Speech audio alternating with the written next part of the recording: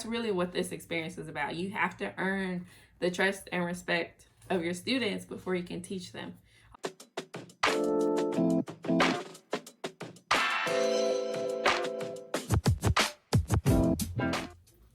Hey guys, welcome back. My name is Q, and in today's video I'm going to be talking about my student-teacher experience this semester. So first of all, I'm just going to tell you my placement was in 2nd grade, or after spring break. We were shut down and quarantined, so things got a little rocky. Of course, I wasn't able to see my mentor teacher like I thought I would, because the way that the district that I was in, the way that they have their curriculum set up, it's all online and it's through a portal that employees have. I wasn't able to actually help my mentor teacher write our lesson plans. So basically, I didn't really have a role in any of the teaching or any of the activities that the teachers were planning for the students to do during that time. What my mentor teacher did allow me to do, sit in on their planning meetings on Zoom, and she also had a meeting every week with the students where we could just sit and talk and maybe have lunch together, just so that they can still have that social interaction, and just because we miss them. So that's what quarantine looked like for me. So I really didn't have any responsibilities or any roles during quarantine, but I did try to make sure that I kept in contact with my mentor teacher the entire time, just so that she wouldn't think I just given up on her. So that was how student teaching worked after they shut the schools down and we were in quarantine. But I did kind of want to talk about my overall experience with student teaching, because I know a couple of people had asked me what it was like. The question that I was asked was, how can you build relationships with students that aren't yours?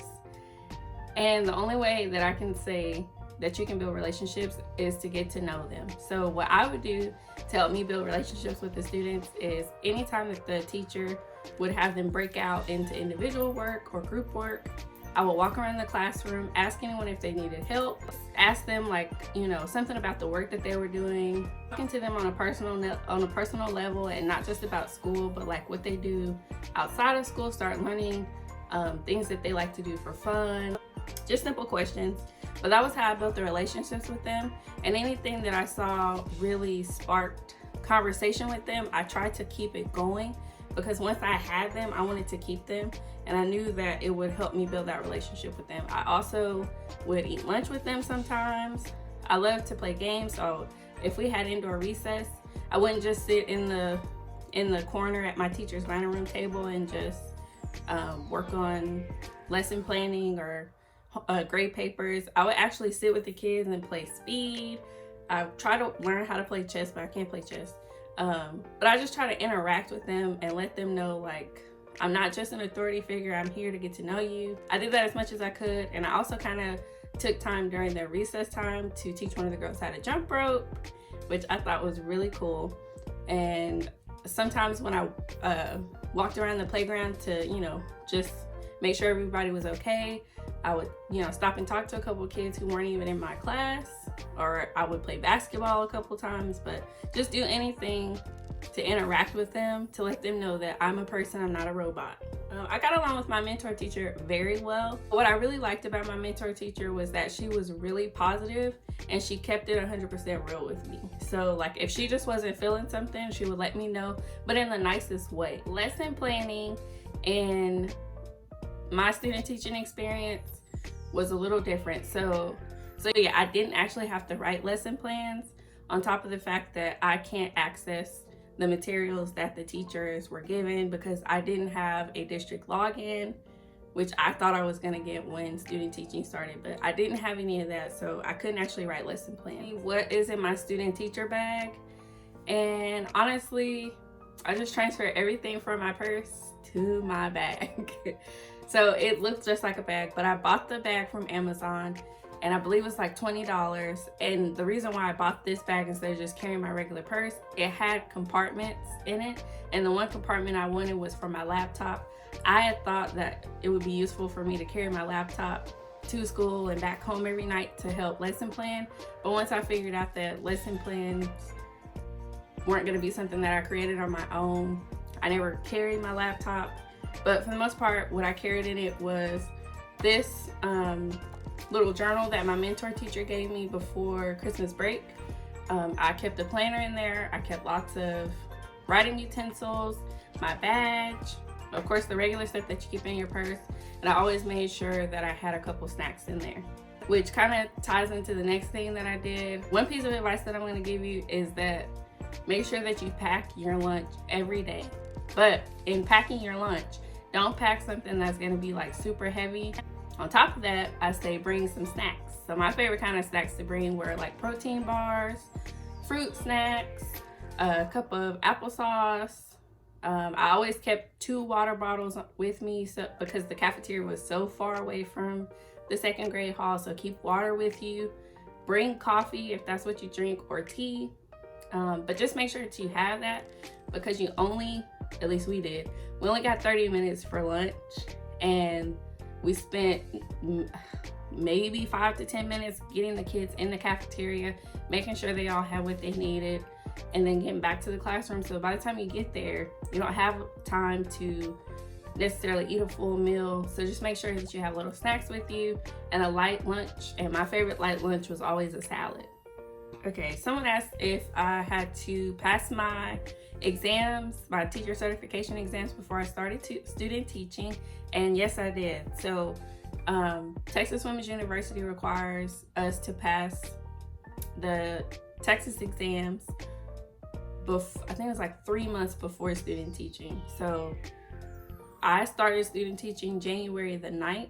I had to pass my exams October the 1st, by October the 1st of 2019 to start student teaching. So if you're curious on how to pass that the first time, you definitely can check out my videos. I'll link it down in the description bar so that you can go check that series out. Let's see, what was my favorite part of working with my mentor teacher? I'm gonna say my favorite part was that I could laugh with her. I'm a lot more serious than she was. So when I worked with her, I was able to let loose, and I saw that it's best to do that because her kids were not used to a strict teacher. They thrived in an environment where their teacher allowed them to be flexible and creative and have fun. And so my favorite part was that she's a theater mom, so she has a son who's in theater, and she just lets the kids have fun. She's not very strict. So that was my favorite part of working with her. But also she taught me so much. So the whole time that I was there, I felt like there were some things I just didn't understand that were happening in the classroom. And I saw posters of this thing called the growth mindset. I kept hearing my teacher talk about it, but I had no idea. I thought I understood what it meant. I mean, honestly, I just thought, okay, growth mindset means, you know, you're not staying in one place. You feel like you want to grow. That's what I thought.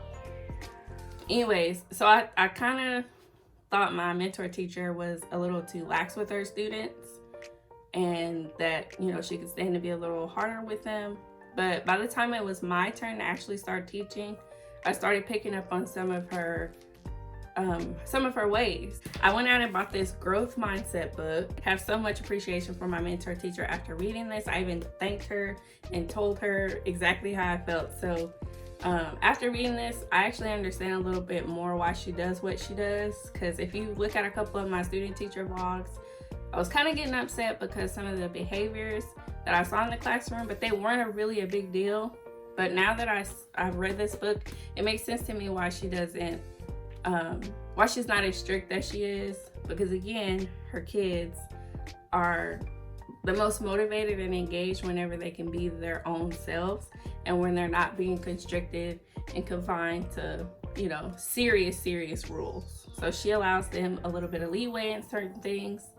And some of the things that she did came straight from this book. So I recommend you guys read this.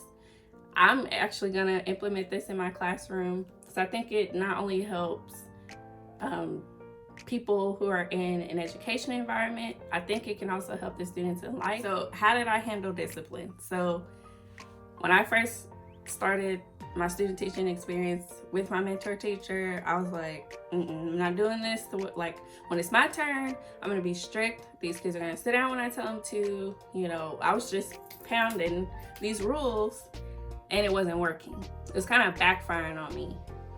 So instead of them trusting me and thinking of me as a positive role model and a teacher, they actually kind of like shied away from me and ran to my mentor teacher anytime she walked in the room. You actually should do positive reinforcements.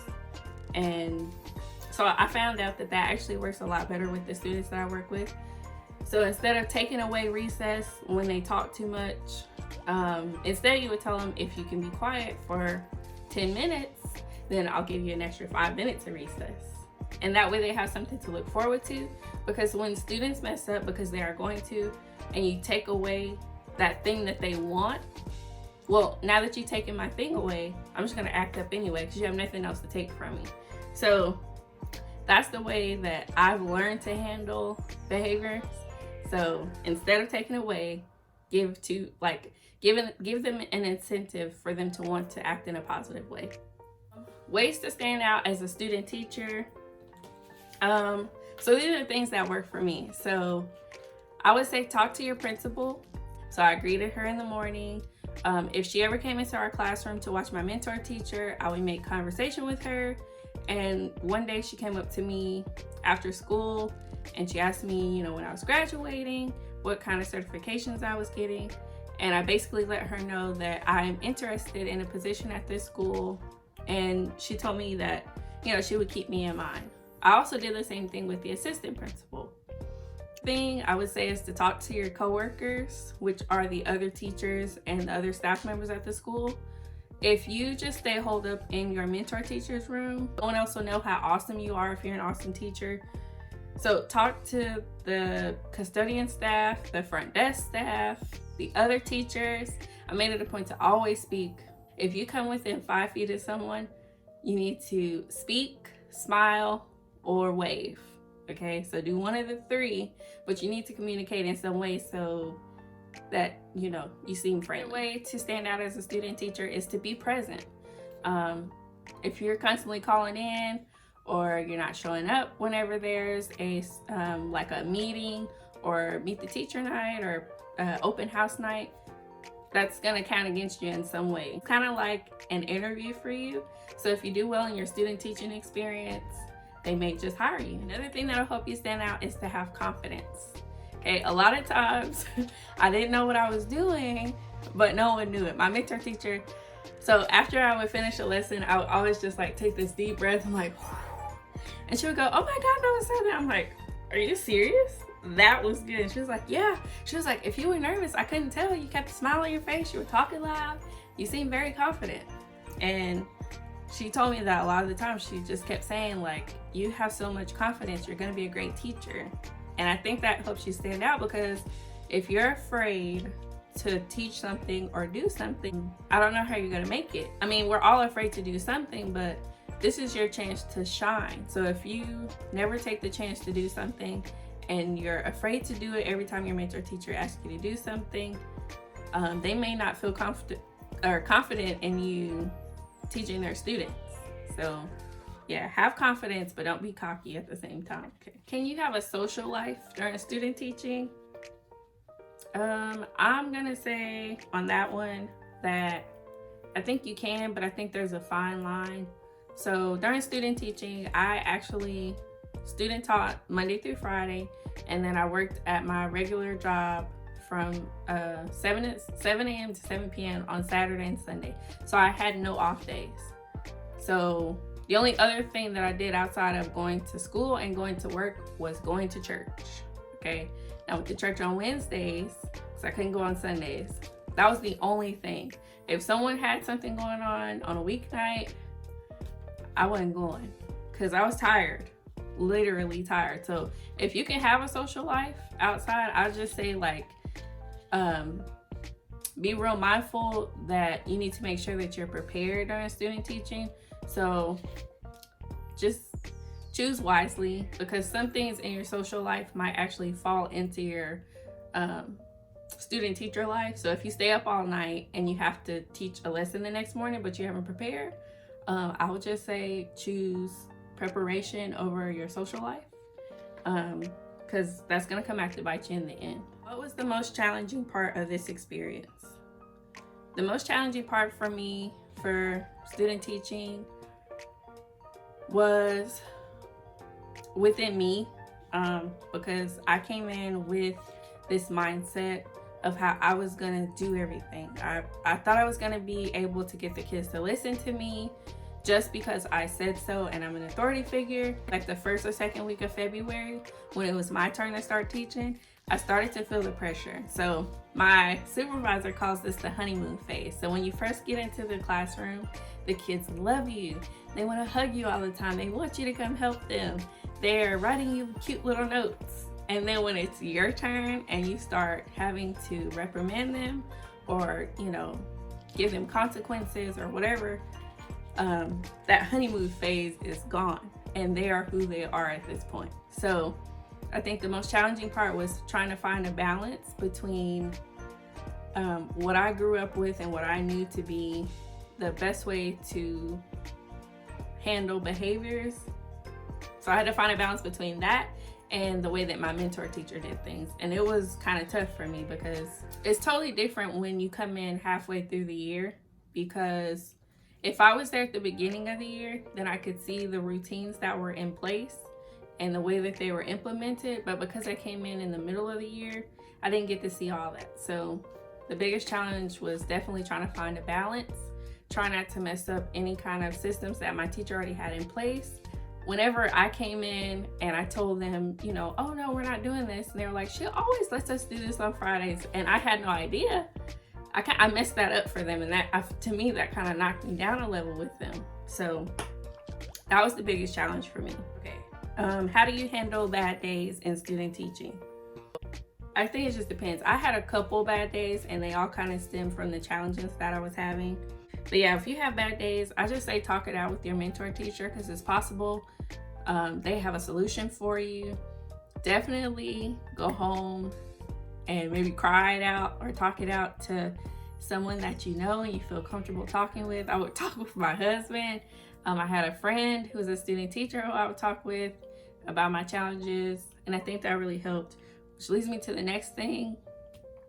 I recommend that you guys start a little bit of a student teacher group. So if you have a pretty big class of student teachers, find some people that are close in your district or even in the same grade that you're in, and start like a group chat, so that if you have a problem arise, you can have someone who's going through the same thing as you and you can talk it out with them. So here's what I wish I knew before student teaching. Okay, so what I didn't know before I student taught is that my mentor teacher, it was her first time having a student teacher. So both of us were new to this whole thing. So she had no idea what was really expected of her as my mentor teacher. And I also had no clue. I mean, we had this packet, but there were certain things that would happen and we just had no idea how to go about them. So I would just say, if you're going to be student teaching in the second semester, the spring semester, I would definitely ask your mentor teacher a couple questions before you get started so that you don't run into some of the problems that I had. So here are the questions that I recommend you ask. In no particular order. In some way, I think you should ask these questions. So you can ask your teacher if any of the students have accommodations. How do you grade their work? What kind of duties do you have? So are there morning duties, afternoon duties, lunch duties that you have during the school day? What are your classroom rules and expectations for the students? What's the teacher dress code? What your mentor teacher expects of you? What time you should arrive in the morning? Are you gonna have to come up with the lesson plans yourself? Are there any book recommendations to help you understand your students? And of course, if I had asked these questions, my mentor teacher would have probably told me this book, okay? But I didn't ask this question, I had no idea. Another question was, do any of your students have allergies? How to address them, and that means, do you want me to call you by your first name, your last name? How can we communicate? Is it best to text you? Do you prefer a phone call or an email? And then the last one can come in somewhere after you've met the teacher, is to ask them politely if you can observe another teacher in a different grade. So those are some questions that I definitely recommend that you ask before you start student teaching, just to get them out of the way, because we kind of found them out as the situations were happening.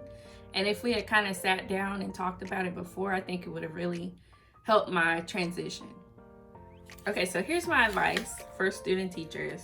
Okay, so big one, remember that you are a visitor in your mentor teacher's classroom.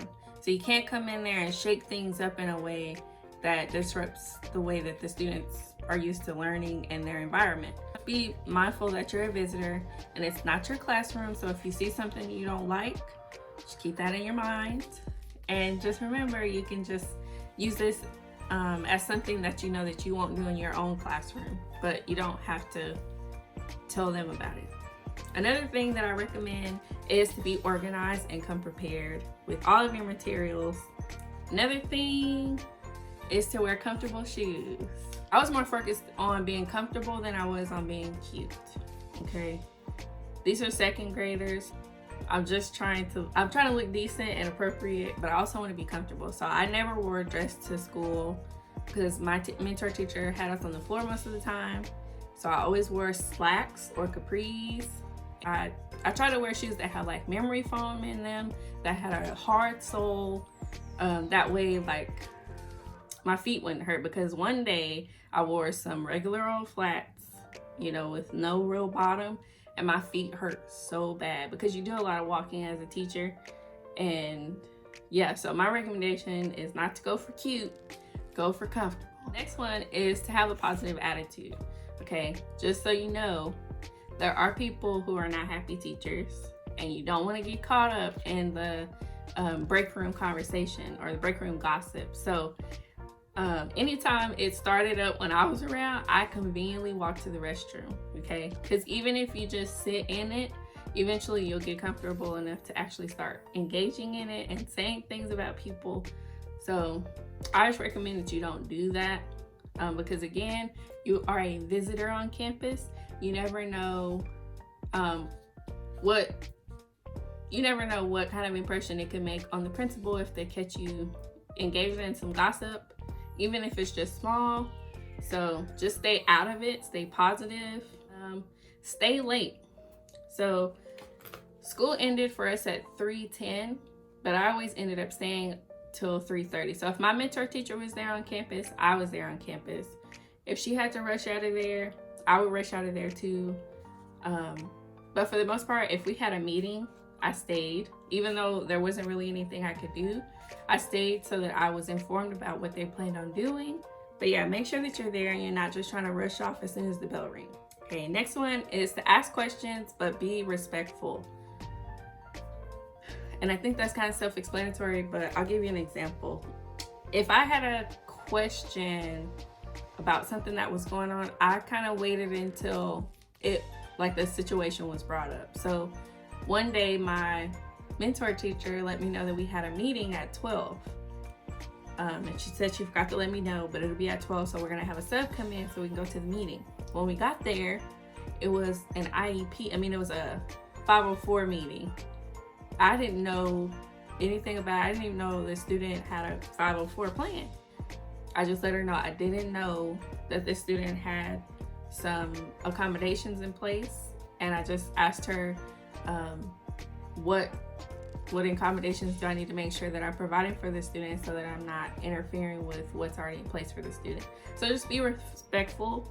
Just remember, you are a visitor, and if the teacher doesn't want to share with you, that's their privilege to have this information and to not share it because maybe they don't feel comfortable giving out that kind of information. The next piece of advice that I would give is to try to keep your relationship with your mentor teacher professional. Okay, I know that sounds hard, especially if your mentor teacher is like the same age as you, but I always call my mentor teacher Miss whatever her last name is. She is older than I am, but I just feel like it keeps it professional with me. If your mentor teacher probably asks you out for drinks, I'd probably say no. If they ask you to go somewhere that wouldn't be appropriate with, your grandmother, I probably wouldn't do it. If you wouldn't talk about it with your grandmother or the students, I probably wouldn't engage in a conversation like that. So keep it professional, because again, this is an interview. And my journal that my mentor teacher gave me, I wanted her to take notes every time I taught a lesson. She had written me a nice little critique or note of how I did during the lesson. She gave me recommendations. And the thing that I like about this is I can go back and look at my growth and look at things that I need to fix or not ever do again. Yeah, I think this would be a good idea for y'all. Because then I was ready for it whenever my supervisor came to observe me. So if I had already heard these things like, hey, you need to work on your time management. Hey, call on different students when it's your turn. When you're calling on people, then I'm more prepared whenever it's time for my actual observation. So that's a recommendation that I have for you, is to get a journal and have your mentor teacher write their comments in that journal while you're teaching the lesson. Next thing is to let go of your expectations. Because, yeah, just come in there with none. Come in there with no expectations of your mentor teacher, of the students. Just come in there with a blank slate and be ready to learn from them, and then you can pour into them. Don't compare yourself to other teachers.